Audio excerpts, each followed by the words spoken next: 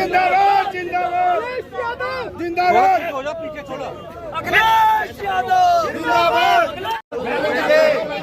विधायक जी, महंगाई से हाल बेहाल है। देश के मुखिया कहते हैं कि काफिले ना निकाला जाए, ईवी पर आया जाए, पेट्रोल बचाया जाए, डीजल बचाया जाए, साइकिल का इस्तेमाल किया जाए। देखिए, ये धरना आज समाजवादी पार्टी के जिला और महानगर अध्यक्ष जी के नेतृत्व में, आदरणीय साहिद मंजूर और रफीक अंसारी जी के नेतृत्व में आज पार्टी के सभी लोग इकट्ठा हुए हैं। और जो महंगाई कमर तोड़ रही है आम लोगों की, किसानों को बर्बाद कर रही है सरकार, और प्रधानमंत्री जी से ज्यादा दोहरे चरित्र वाला कोई दूसरा व्यक्ति हो नहीं सकता। जहां एक तरफ वो सुनार जो हमारे समाज के लोग हैं, जो सुनारों के यहाँ पर जो सोने का काम करते हैं करोड़ों की संख्या में लोग, उनको बेरोजगार करने का काम इस सरकार ने किया। इससे पहले नौजवान, किसान, मजदूर सबको बर्बाद करने का काम ये सरकार कर रही है। समाजवादी पार्टी मुख्य विपक्षी दल है और उत्तर प्रदेश में आने वाले समय पर जनता को राहत सिर्फ समाजवादी पार्टी दे सकती है। माननीय अखिलेश यादव जी के नेतृत्व में जनता तैयार बैठी है कि चुनाव हो और भारतीय जनता पार्टी से लोगों को छुटकारा मिले। हम सब लोग मिलकर आज महंगाई के खिलाफ, और जो पिछले इनके 10 और 12 सालों के कार्यकाल में 70 से ज्यादा परीक्षाएं हुई हैं, उनके जो पेपर आउट हुए 70 से ज्यादा परीक्षाओं के, वो पूरे देश के सामने हैं। नीट का एग्जाम चौथी बार इनका जो है पेपर लीक हुआ, जिसमें कई नौजवान साथियों ने अपनी जान आत्महत्या तक कर ली है, जिसके दोषी पूर्ण रूप से भारतीय जनता पार्टी की सरकार है। 22 लाख बच्चों ने परीक्षाएं दी थी, लेकिन आज वो खाली हाथ खड़े हुए हैं। और इतने बेशरम, बेहया और निकृष्ट, हृदयविहीन, दरारवादी लोगों को बांटने वाले ये भारतीय जनता पार्टी के लोग हैं कि आने वाले समय पर तमाम जनता इनको सबक सिखाने का काम करेगी। हम लोग लगातार जनता के हितों की लड़ाई सदन से लेकर सड़क तक लड़ते रहते हैं।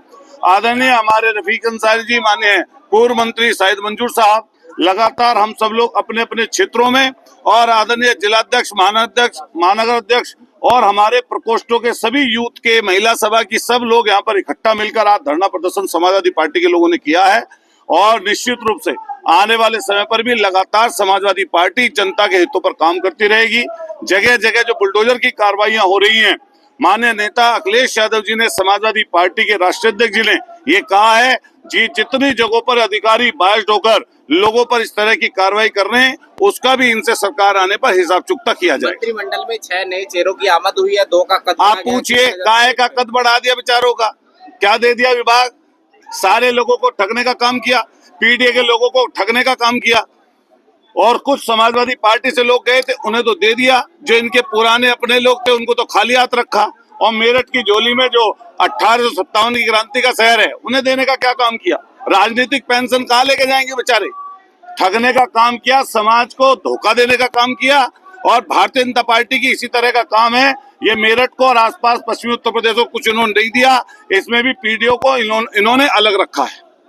राजकुमार पार्टी जी के तमाम बयान जो हैं वो विवादित। माननीय अखिलेश यादव जी ने स्पष्ट ये बात कही है कि हम किसी जात, किसी धर्म के खिलाफ नहीं हो सकते। हमारी भाषा संयमित होनी चाहिए और संयमित होकर हम सब लोगों का सम्मान करते हैं। समाजवादी पार्टी हर एक वर्ग का सम्मान करती है।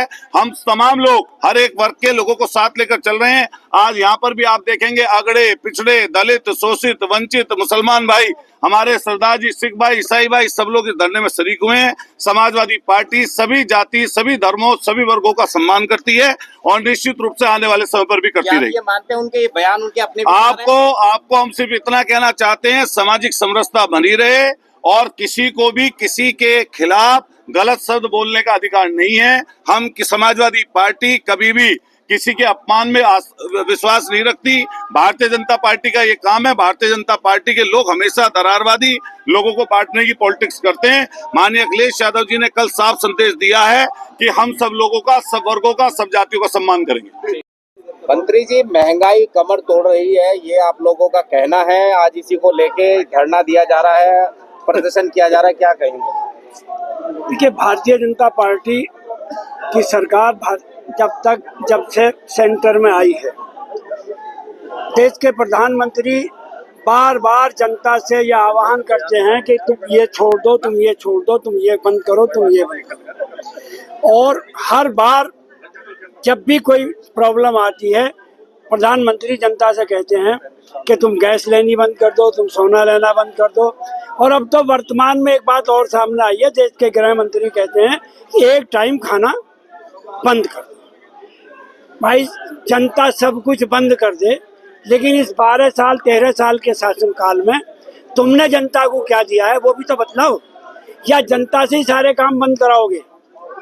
मेरा कहना यह है कि हमारी पार्टी का मानना यह है कि देश में महंगाई के लिए, बेरोजगारी के लिए, पेपर लीक के लिए, चाहे वो नीट का पेपर हो या दूसरे पेपर हो, सब में जब सरकार की फेलियरिटी होती है, सरकार जनता पर वोट डालती है। हमारा मानना यह है कि देश की राष्ट्रपति जो महिला भी हैं, वो इस महंगाई को देखते हुए देश के प्रधानमंत्री को बुलाएं, देश की सरकार को बुलाएं और उनसे मालूम करें कि आखिर इस महंगाई को रोकने का तुम्हारे पास क्या साधन है।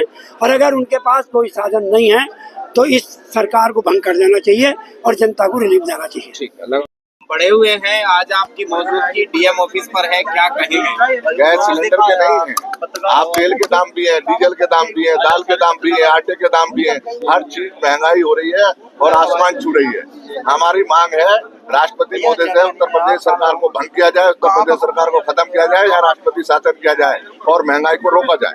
देश के प्रधानमंत्री कहते हैं कि 1 साल तक सोना ना खरीदे, इसे आप किस नजर से देखते हैं, क्या गणित हो सकता है? अरे भाई, अभी बंगाल में चुनाव लड़ने गए थे, जब क्यों नहीं बोले वो?